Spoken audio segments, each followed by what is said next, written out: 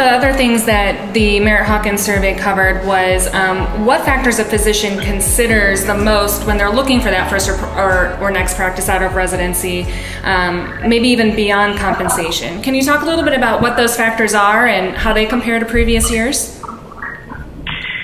Yeah, and in fact, it's a misnomer that compensation always leads the pack, because it relatively doesn't. So this past year, we saw a new leader, if you want to look at it that way, for what was most critical when evaluating their first practice career, and that was adequate call coverage of personal time.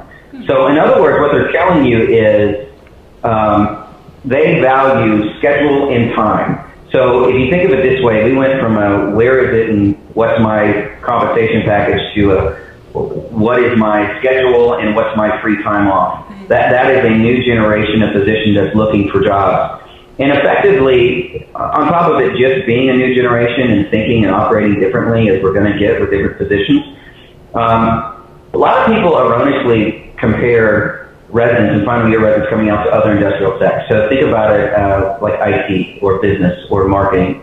You think of that new grad coming out, fired out, ready to take their career on, right? They're energized. It's not that final year residents aren't. It's that they're as likely to be burnt out as they are excited, and they really try to gauge those two halves of their brain. So it's difficult in that sense. And in fact, you saw another data point in the survey where 22% of them said if they could do this all over again, they wouldn't, which is a very alarming number. And it tells you that they're burnt out by the time they get to their first practice. So they're on essence voting with their feet, and they're saying this is what's important to me, this is what a practice has to give me. And for the most part, the market is responding.